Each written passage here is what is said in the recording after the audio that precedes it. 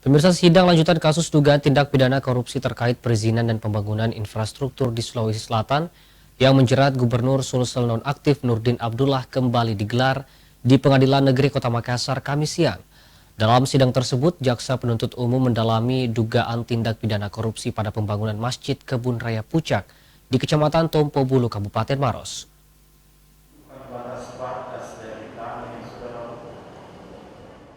Sidang lanjutan kasus dugaan tindak pidana korupsi oleh Gubernur Sulawesi Selatan yang diberhentikan sementara, Nurdin Abdullah, kembali digelar di Pengadilan Negeri Kota Makassar Kamis siang.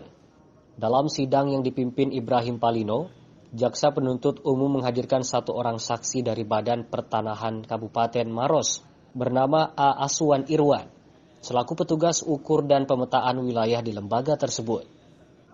Turut hadir secara virtual dalam persidangan terdakwa Nurdin Abdullah bersama Edi Rahmat selaku mantan sekretaris Dinas PUTR Sulsel yang juga ikut terjaring dalam kasus operasi tangkap tangan oleh KPK beberapa bulan lalu terkait dugaan korupsi, perizinan dan pembangunan infrastruktur di Sulsel tahun 2020-2021.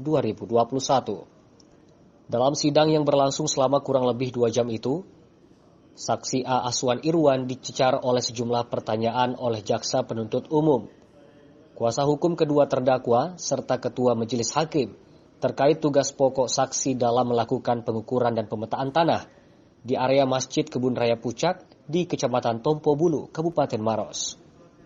Jaksa penuntut umum KPK Siswandono saat dimintai keterangan usai jalannya sidang mengatakan, saat ini pihaknya sedang mendalami dugaan tindak pidana korupsi pada pembangunan masjid di Kecamatan Tompo Bulu, Kabupaten Maros. Pasalnya, masjid tersebut posisinya berada di atas 2 lahan dan pihaknya pun masih mendalami apakah ada dugaan tindak pidana korupsi pada proses pembangunan masjid tersebut.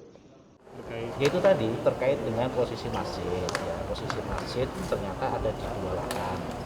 Makanya akan ada hubungannya dengan tuntutan yang akan kami bacakan terkait dengan barang buktinya.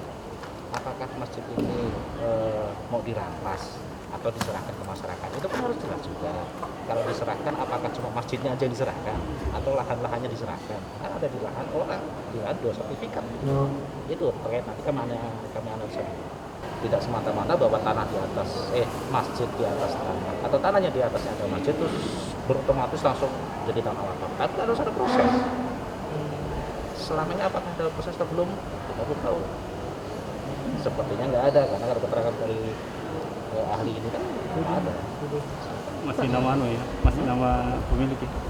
Iya, masih SHM lah itu.